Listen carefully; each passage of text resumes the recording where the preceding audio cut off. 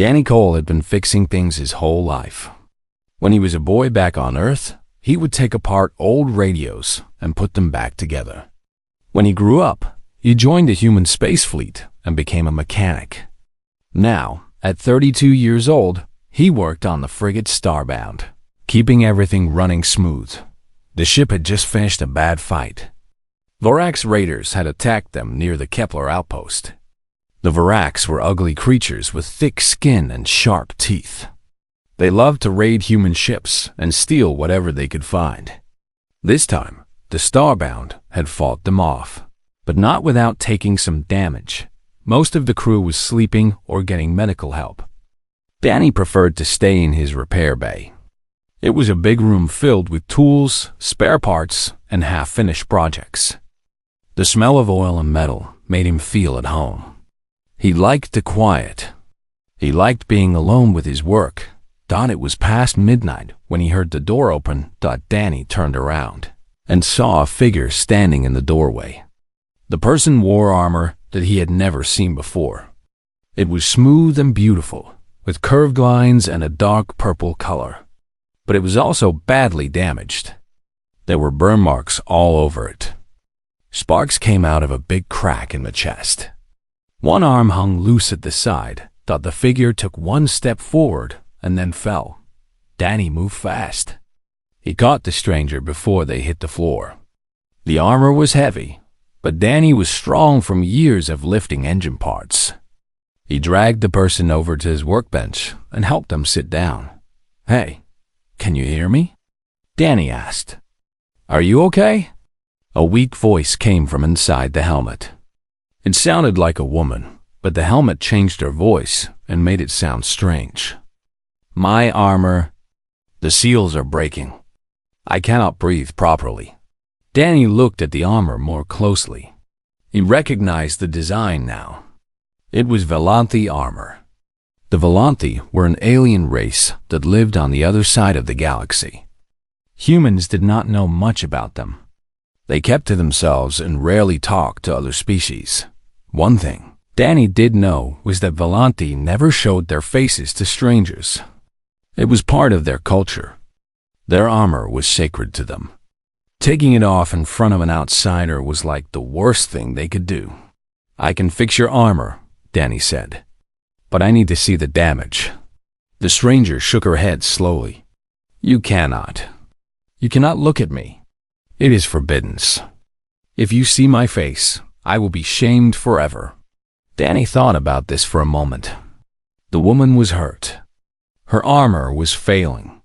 If he did not help her, she might die. But if he looked at her face while fixing the armor, he would shame her in a way that she could never recover from. "Okay," Danny said. "Then I will not look." The stranger lifted her head. Even through the dark visor, Danny could feel her staring at him. "What do you mean?" "I mean I will fix your armor without looking at you. Turn around. Face the wall. I will work from behind. My hands know what to do. I do not need to see your face." There was a long silence. Danny waited. He did not push. He understood that she was scared and confused. She was on an alien ship, surrounded by strangers, with her armor falling apart. She had no reason to trust him. Finally, she spoke. "You would do this, truly?" "Yes," Danny said simply. "I would." She turned around slowly. Her movements were weak and painful. Danny could hear her breathing hard inside the helmet. The damage was worse than he thought. He needed to work fast. He grabbed his toolkit and moved behind her. The first thing he noticed was the power supply. It was almost dead. That was why her life support was failing.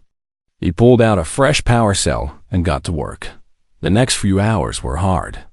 Danny worked completely by touch. He closed his eyes most of the time, letting his fingers find the problems. There were burned wires, cracked plates, and broken seals. He fixed each one carefully.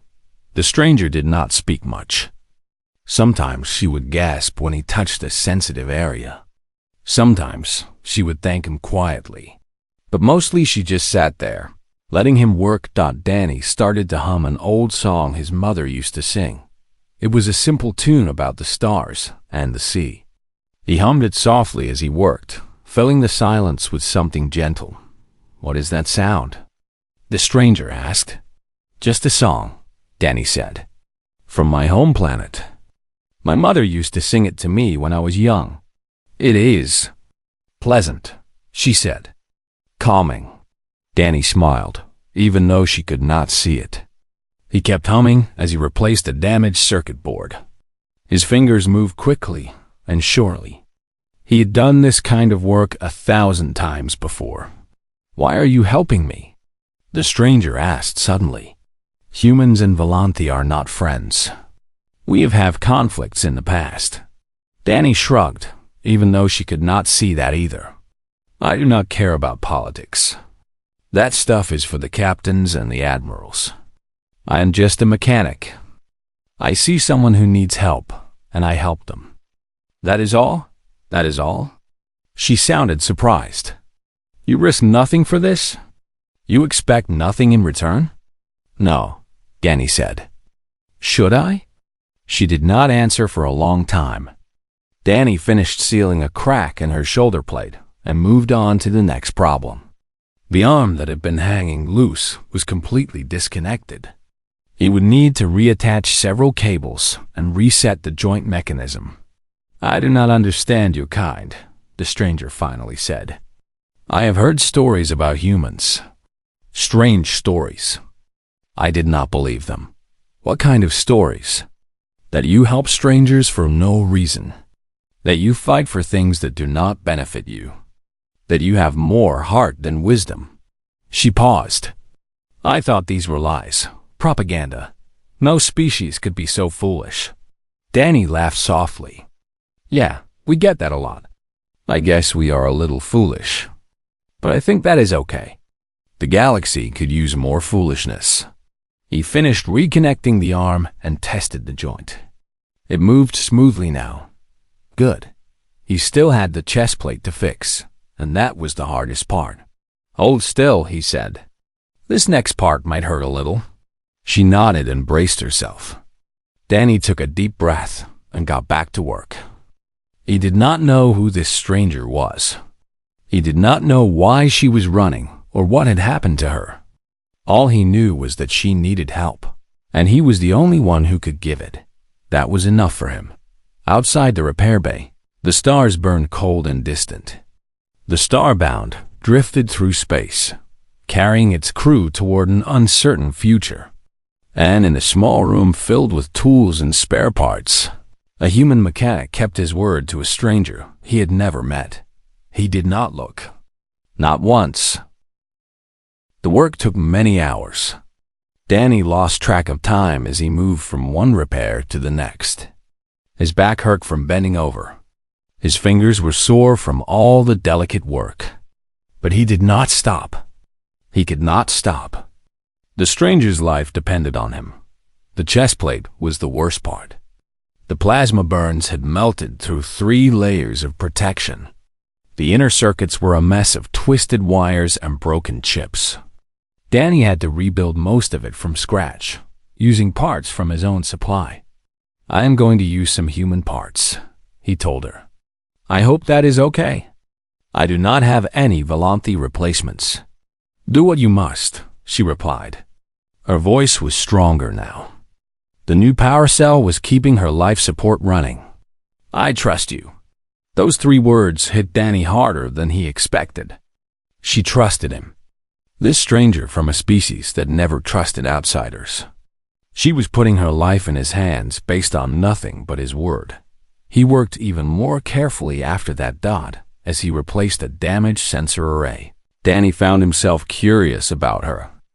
Who was she? Why was she running? How did she end up on a human ship in the middle of nowhere? "Can I ask you something?" he said. "You may ask." "I may not answer." "Fair enough." Danny connected 2 wires and sealed them with a quick burst from his torch. "What happened to you?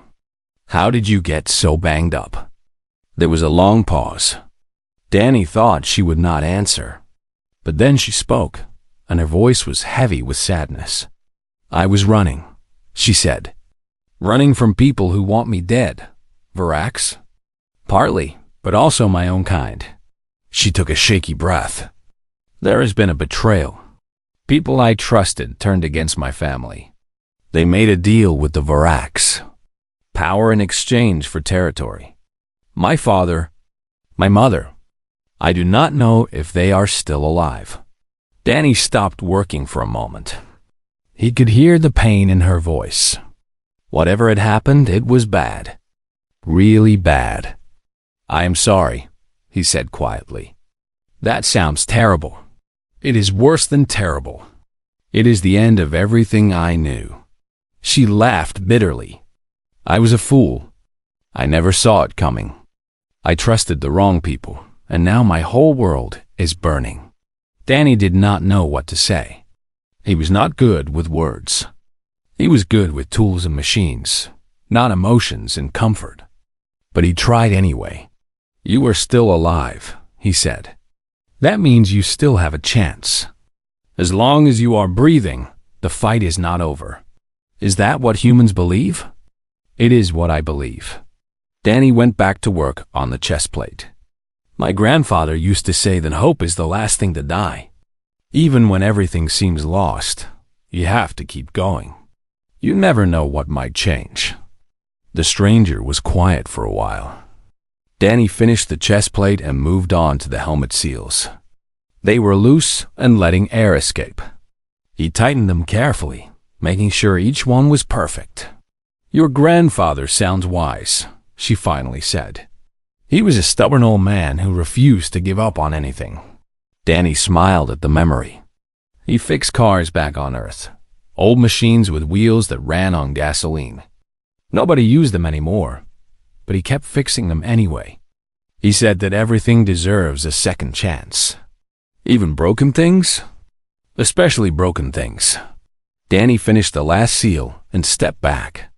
"Okay, I think I am done with the main repairs. How does it feel?" The stranger moved her arms and legs slowly. She flexed her hands and rolled her shoulders. The armor hummed with power, all the lights glowing bright and steady. "It feels good," she said, and there was wonder in her voice. "Better than before, even." "How is that possible?" Danny grinned. "I made some improvements while I was in there.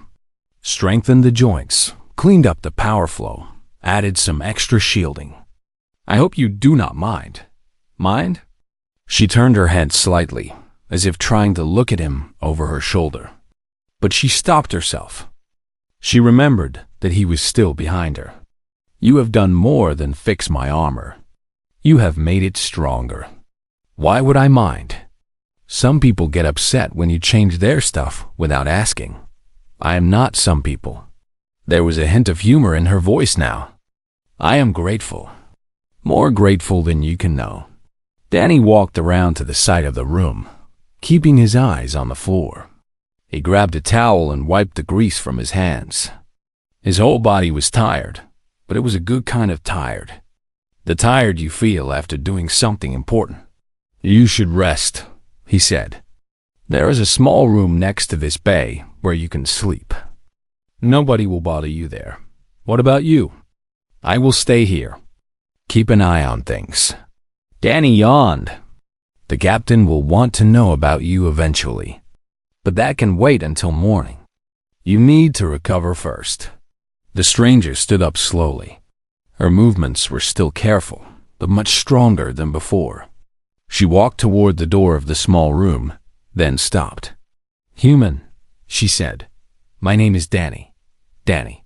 She said his name like she was testing how it felt in her mouth. "I will remember what you did tonight. I will remember that you kept your word when you had no reason to. That means something." "It was nothing special," Danny said. "Just doing my job." "No," her voice was firm. "It was more than that.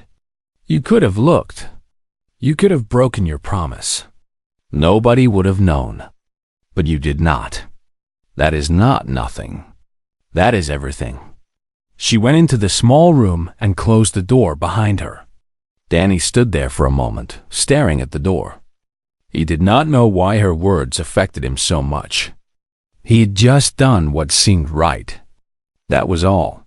He walked back to his workbench and started cleaning up his tools. The repair bay was a mess. There were parts and wires everywhere. He would need to organize everything before he could sleep. As he worked, his mind kept going back to the stranger. She said people wanted her dead. Her own people had betrayed her family. She was alone in the universe, with nowhere to go and no one to trust, except him. She trusted him. Danny shook his head. He was just a mechanic. He fixed machines, not problems. Whatever trouble she was in, it was way above his level. The captain and the admirals could figure out what to do with her. But even as he thought this, a small voice in the back of his mind disagreed. Sometimes the big problems came down to small moments. Small choices. A stranger helping another stranger for no reason at all. Thought maybe that was what made the difference. Danny finished cleaning up and sat down in his chair. He was too tired to walk back to his quarters. He would just close his eyes for a minute. Just a minute. He fell asleep with grease on his hands and a strange feeling in his heart. The feeling that something important had just begun. 3 days later, the Starbound reached Sentinel Station. It was a large human outpost on the edge of controlled space, where military ships came to repair and resupply. As soon as they docked, word began to spread about their passenger, a Volanthi princess, on a human station, asking for help against traitors in her own government. Admiral Patricia Cole arrived the next morning. She was a stern woman with sharp eyes and a reputation for making hard decisions. When she walked into the conference room, where Kelleth and Captain Vance were waiting, Danny felt his stomach drop. The Admiral was also his aunt. "So," Patricia said, sitting down across from Kelleth, "you are the one who has caused all this trouble." "I did not ask to cause trouble," Kelleth replied calmly. "I simply refused to die when it was convenient for my enemies." Patricia studied her for a long moment. Danny could see the wheels turning in his aunt's head. She was thinking about politics, about treaties, about the 1,000 different ways this situation could go wrong. "Tell me everything," Patricia said finally. From the beginning, Kelleth told her story again. The coup, the betrayal, the alliance between the traitors and the Varax, her escape and the death of her guards, how she had stumbled onto the Starbound and found help from an unexpected source. "Your mechanic saved my life," Kelleth said, looking at Danny. "He fixed my armor without ever looking at my face. He kept his word to a stranger when he had no reason to trust me. That is why I am here now. That is why I believe humans might be the allies my people need." Patricia turned to Danny. Her expression was unreadable. "Is this true? You repaired her armor blindly?" "Yes, ma'am." Danny stood straight, trying to look more confident than he felt. It seemed like the right thing to do. The right thing to do. Patricia repeated the words slowly. Not the smart thing. Not the safe thing. The right thing.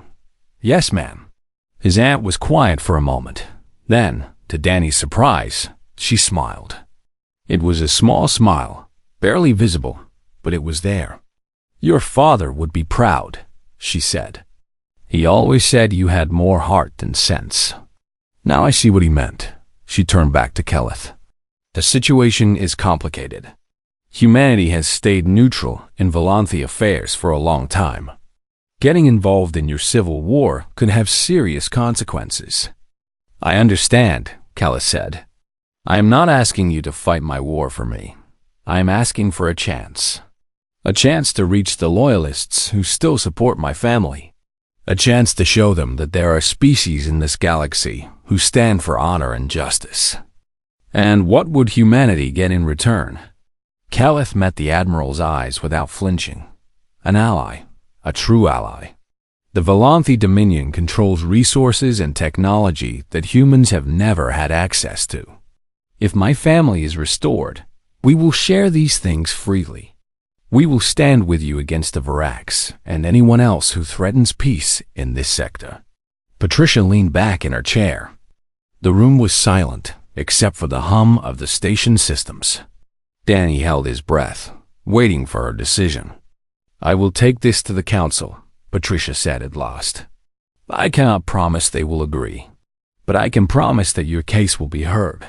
That is more than most outsiders get." "That is all I ask," Callis said. "A chance." The Admiral stood up and walked toward the door. Before she left, she stopped and looked at Danny one more time. "Keep an eye on her, nephew. Something tells me this is just the beginning." Then she was gone. Danny let out a long breath. He had not realized how tense he was until his shoulders relaxed. Callis stood up and walked over to him, a gentle expression on her face. "Your aunt is a powerful woman," she said. "She reminds me of my mother. She is tough," Danny agreed, "but fair. If anyone can convince the council to help you, it is her." They walked out of the conference room together and made their way to an observation deck. Through the large windows, they could see dozens of ships coming and going from the station. Freighters carrying supplies, military vessels on patrol. The constant movement of a civilization reaching for the stars. "It is beautiful," Callis said quietly. "So much life. So much hope. We have our problems," Danny admitted. "Humans are not perfect. We fight among ourselves. We make mistakes, but we try to do better. That is all anyone can do. That is what I admire about your people." Callis turned to face him. The light from the stars made her silver skin glow. "You do not pretend to be perfect. You accept your flaws and keep moving forward anyway. That takes a different kind of strength."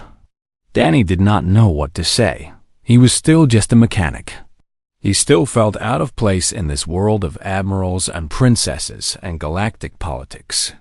But when he looked at Callis, he did not feel small.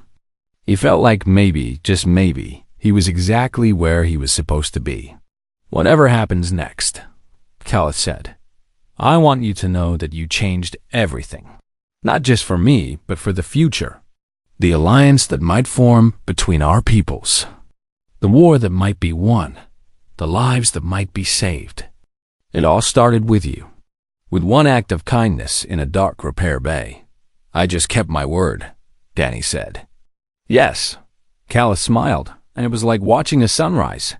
"That is exactly what you did, and that is why it matters." She reached out and took his hand. Her touch was warm, despite her metallic skin. Danny felt his heart beat faster, but this time he did not blush. This time he just held on. "There will be hard days ahead," Callis said. "Battles to fight, enemies to face. I do not know if we will win, but I know that I will not face them alone. I have you.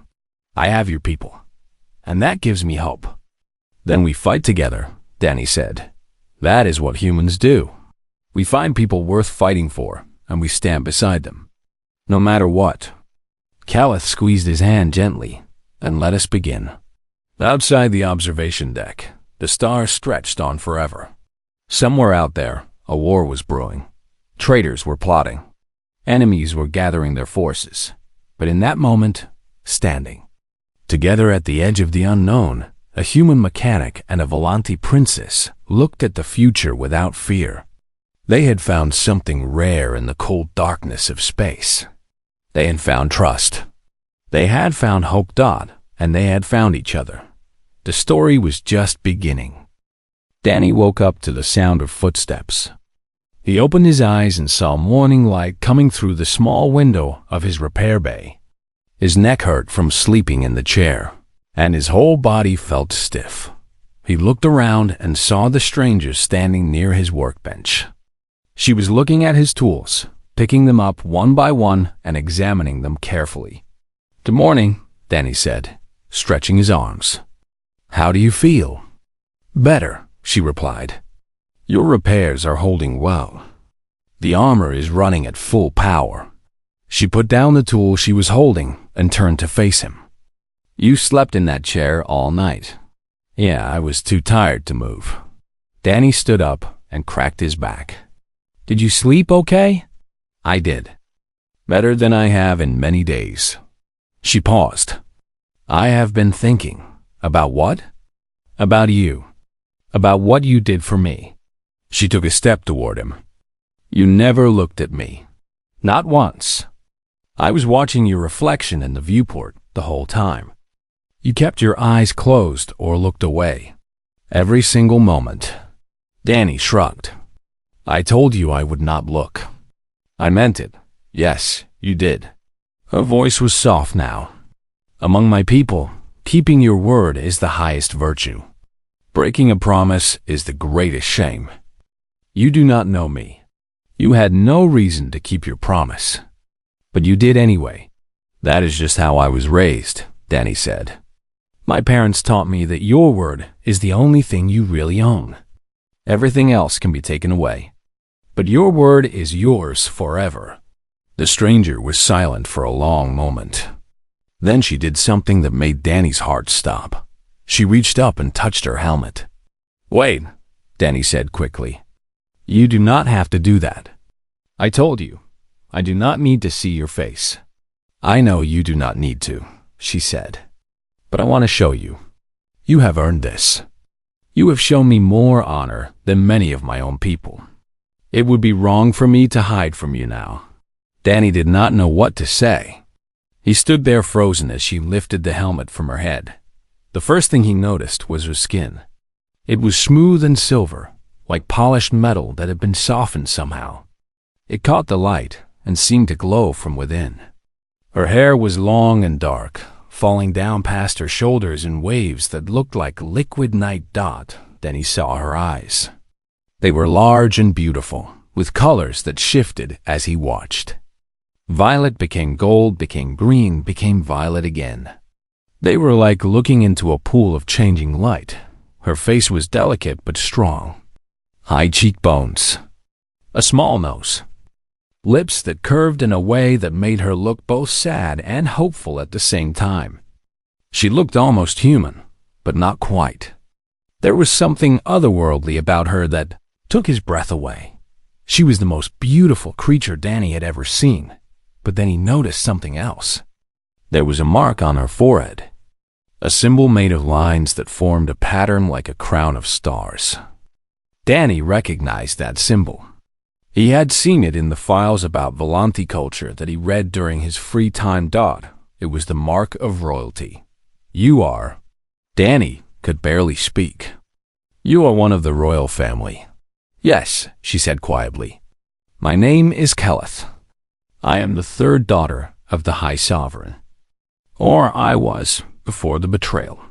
Danny felt his legs go weak. He had just spent all night fixing the armor of a princess. An actual princess from one of the most powerful alien nations in the galaxy. And he had done it while keeping his eyes closed and humming songs from Earth. I did not know," he stammered. "I mean, if I had known, I do not know what I would have done. Called the captain, maybe. Or what?" Keleth tilted her head. "Treated me differently? Acted with more fear? More ceremony?" She shook her head. "That is exactly why I did not tell you. I wanted to see how a human would treat a stranger. Just a stranger. Nobody special. Nobody important. And how did I do?" A smile crossed her face. It was small and gentle, but it changed everything. Her whole face lit up, and Danny felt something warm spread through his chest. "You did better than anyone I have ever met," she said. "Better than nobles who have known me since birth. Better than guards who swore oaths to protect me. You are a mechanic on a ship far from your home, and you showed me more kindness than my own advisors ever did." Danny did not know how to respond to that. He was not used to compliments. He was not used to princesses. He was not used to any of this. "I am just Danny," he said finally. I fix things. That is all I know how to do. Then perhaps that is enough, Khaled said. Perhaps the galaxy needs more people who just fix things, who keep their word, who help strangers for no reason. She stepped closer to him. When I was young, my tutors told me stories about humans. They said you were dangerous, unpredictable, that you could not be trusted because you did not follow logic. You followed your hearts instead. That sounds like a criticism. It was meant to be. Her eyes sparkled with something that might have been humor. But now I think they were wrong. Following your heart is not a weakness. It is a strength. The strongest thing I have ever seen. Danny felt his face grow hot. He was not used to being praised. He was not used to being looked at the way she was looking at him. He cleared his throat and tried to change the subject. So, what happens now? You cannot stay in my repair bay forever. The captain will find out about you eventually. I know, Kellis said. Her smile faded, and the sadness came back to her eyes. I need to find a way to save my family, to stop the traitors. But I do not know how. I am alone. My guards are dead. My allies have abandoned me. I have nothing but this armor and the clothes beneath it. You have me, Danny said, without thinking. The words hung in the air between them. Danny wanted to take them back immediately. What was he saying? He was nobody. He could not help a princess fight a civil war. He could not even help himself find a date on shore leave. But Calith looked at him with those shifting eyes, and something in her expression changed. The sadness was still there, but now there was something else too. Something like hope. Yes, she said softly. I suppose I do. Before either of them could say anything else, a loud alarm began to sound. Red lights flashed across the walls of the repair bay. Danny recognized the signal immediately. Battle stations. The Varax had found them. The ship shook hard as something hit the outer hull. Danny grabbed the edge of his workbench to stay on his feet. Calith stumbled but caught herself against the wall. She put her helmet back on quickly, the seals clicking into place. They found me, she said. Her voice was different now, harder, more like a soldier than a princess. They must have tracked my escape pod. How many ships? Danny asked. I do not know, but if they sent hunters, it will be more than one. She moved toward the door. I should turn myself in. If I surrender, maybe they will leave your ship alone. No. Danny blocked her path. We do not give up people who ask for help.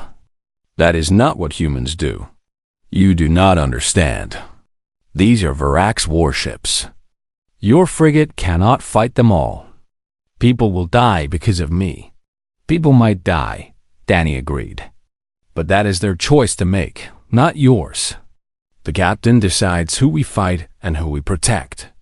And I am pretty sure she will want to hear your story before making any decisions. Another explosion rocked the ship. This one was closer. Danny could hear crew members running in the hallway outside, shouting orders and calling for backup. The battle had started. Come with me, Danny said. We need to get to the bridge. They ran through the corridors together. Danny knew the ship like he knew his own hands. He led Calith through shortcuts and service tunnels, avoiding the crowded main hallways. Every few seconds, another hit would shake the walls around them. When they reached the bridge, Captain Laura Vance was standing at the center of the room, barking orders to her crew. She was a tall woman with short gray hair and eyes that had seen too many battles. She looked at Danny and Calith with surprise, but did not stop giving commands. Cole, what are you doing here? And who is that? Captain, this is... Danny hesitated. How do you introduce a princess? This is someone who needs our help. She is being hunted by the Varax. That is why they are attacking us. Vance narrowed her eyes. Is that so? She turned to her tactical officer. Status report. 3 Varax cruisers, Captain. They are not responding to our hails. They just keep demanding that we hand over the Volante fugitive." Vance looked back at Kelleth. "I assume that means you." Kelleth stepped forward and removed her helmet again. The bridge crew gasped when they saw her face. Several of them recognized the mark on her forehead, just as Danny had. "I am Kelleth, third daughter of the High Sovereign of the Volante Dominion," she said. "There has been a coup against my family. Traitors have allied with the Varax. They are hunting me because I am a threat to their power." "And you came to a human ship for help?" Vance raised an eyebrow. "Your people have never been our friends." "No," Kelleth admitted. "But your mechanic was kind to me when he had no reason to be. He kept his word when he had every chance to break it. That is more than my own people have done." She looked at Danny, and even in the middle of battle, there was warmth in her eyes. "Humans may not be our friends, but perhaps they should be." The ship shook again. Somewhere in the distance, an alarm began to wail. Fire in Section 3. Vance was silent for a long moment. Danny could see her thinking, weighing the options. They were outnumbered. The smart thing to do would be to hand Kelleth over and save the ship. Nobody would blame them for that choice. But Vance did not become a captain by doing the smart thing. "The Varax have been raiding our colonies for years," she said slowly. "They have killed our people, stolen our supplies, and laughed at our attempts to stop them. Now they are working with traitors to take over the Volante Dominion. That is not just a problem for her people. That is a problem for everyone in this sector." She turned to her crew. "Helm, evasive pattern Delta. Weapons, target the lead cruiser. Let us show these raiders what happens when they pick a fight with the wrong ship." "Captain, are you sure?" the tactical officer asked. 3-1 odds. I have beaten worse." Vance smiled grimly. "Besides, we have something they do not expect.